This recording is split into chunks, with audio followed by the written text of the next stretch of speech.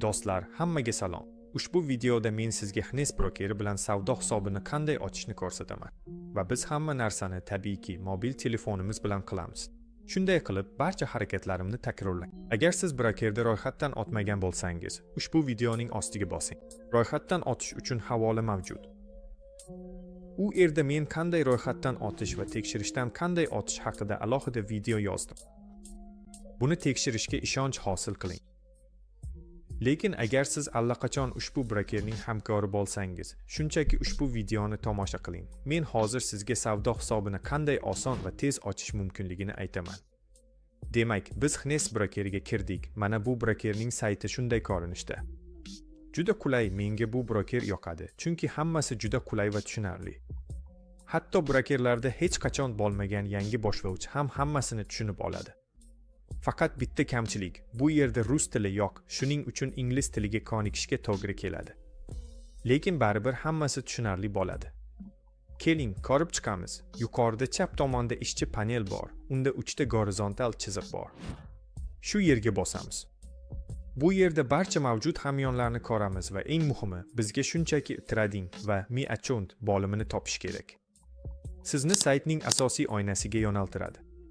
Menda bu yerda allaqachon ochilgan savdo hisobi bor. Hozir sizga uni qanday ochishni ko'rsataman. Bu yerda Open Account degan tor burchak bo'ladi.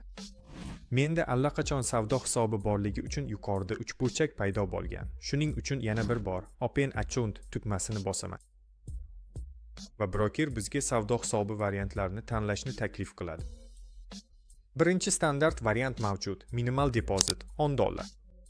Shuningdek, 0.12 pips tarqalishi ham yozilgan. Agar biz onga aylantirsak va sursak, standart sent hisobi uchun qo'shimcha variantlarni ko'ramiz.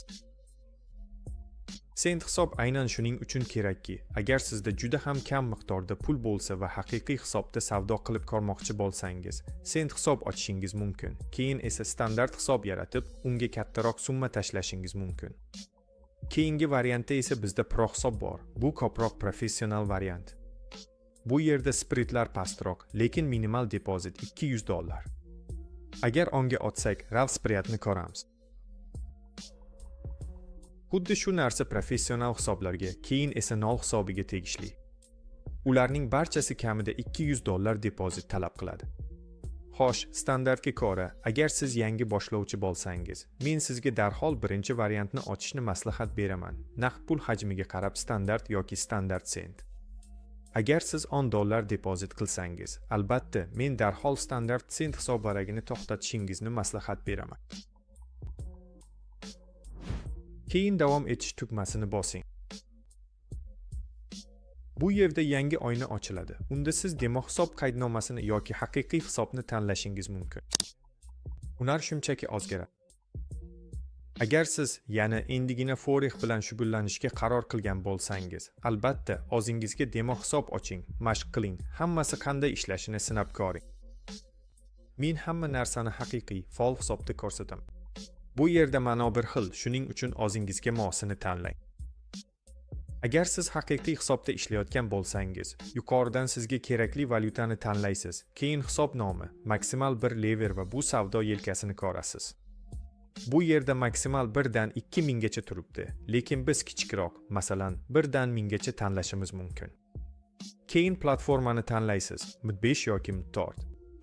Men albatta M5 ni tavsiya qilaman, u ancha qulay. Keyin shunchaki parol o'ylab topasiz, boshqa parametrlarni ham o'zgartirishingiz mumkin. Keling, o'z parolimizni kiritamiz. Bu yerga savdo hisobi uchun parol yozasiz. Albatta, uni yozib oling va yodda saqlang. Parolni yozganingizdan so'ng Create Account sariq tor burchak tugmasini bosasiz. Shundan so'ng taxminan men ekranimda ko'rsatayotgan narsaga o'xshash oynani ko'rasiz. Albatta, savdo hisobini yaratganingizdan keyin uni to'ldirish kerak bo'ladi. Shuning uchun uzoqqa ketmasdan, menyudan chiqmasdan, bu yerda Deposit tugmasi bor. Uni tanlaysiz va siz yangi menyuga o'tasiz. Chunki men bugun verifikatsiyadan o'tdim va brokerim manzilimni tasdiqlamoqda. Men uchun hisobni to'liq to'ldirish imkoniyati hali ochilmagan. Hozircha men brokerga faqat Debmoney orqali pul qo'yishim mumkin. Agar siz to'liq 100% verifikatsiyadan o'tgan bo'lsangiz, o'zingizga qulay usulni tanlang va ko'rib chiqing. Bank kartasini ulash mumkin yoki kriptovalyuta orqali ham hisobni to'ldirish mumkin. Men har doimgidek hamma uchun kriptovalyutadan foydalanishni tavsiya qilaman, chunki u yerda komissiyalar juda minimal va pulingiz siz tanlagan to'ldirish usulidan so'ng atigi bir necha daqiqada keladi. Masalan, kriptovalyuta orqali to'ldirmoqchi bo'lsangiz, sizga maxsus hamyon manzili yaratiladi va shu manzilga pul yuborishingiz kerak bo'ladi. Albatta, sizni ogohlantiraman. Kriptovalyuta orqali hisobni to'ldirayotganingizda aynan qaysi tarmoqni tanlaganingizni eslab qoling, yana adashmang. Bu juda muhim nuqta, aks holda pulingiz manzilga yetib bormaydi. Shunday qilib, yana bir muhim nuqta, savdo hisobingizni to'ldirganingizda uni terminalga ulashingiz kerak. Har doimgidek, men MetaTrader 5 terminalini tavsiya qilaman. Shuning uchun uni yuklab olishni unutmang. Men hozir unga o'taman va sizga Hnes savdo brokerini MetaTrader 5 ga qanday ulashni ko'rsataman. Shunday qilib, men MetaTrader 5 ga bordim va pastki o'ngdagi sozlamalarda biz yangi hisobni tanlashimiz kerak va bu yerda Hnesni tanlang. Hnes, umid qilamanki, bizda yuklanadi. Ha, bizda bir nechta Hnes broker variantlari yuklanmoqda. Ko'rinishdan har bir davlat uchun ular alohida MetaTraderga ega. Lekin men har doim pastdan Hnes texnologiyasini tanlayman. Shunday qilib, yuklaymiz, keyin esa kerakli server, login va parolni tanlashim kerak bo'ladi. Men yana Hnes brokerining saytiga kiraman. Ochilgan hisobimizni biroz ochishimiz kerak. Shunda biz umuman serverning o'zini ko'ramiz. Keling, ushbu oqni bosing va tanlang. Bu yerda u ochiladi va pastga tushadi. Shunday qilib, biz Hnes 5 Real 35 serverini ko'ramiz.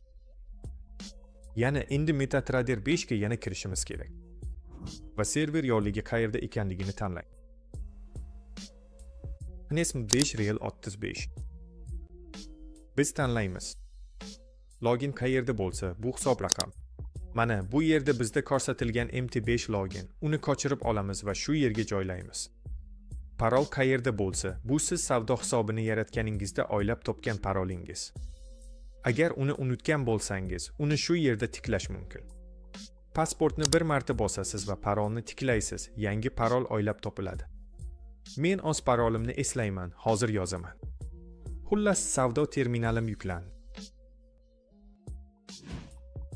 Hammasi yuklandi. Endi pastda chap tomonda joylashgan kotirovkalar bo'limiga o'tamiz va bizda barcha mavjud savdo juftliklari ochiladi. Agar siz ma'lum birini tanlamoqchi bo'lsangiz, qidiruv satriga kirib, kerakli savdo juftligini tanlaysiz.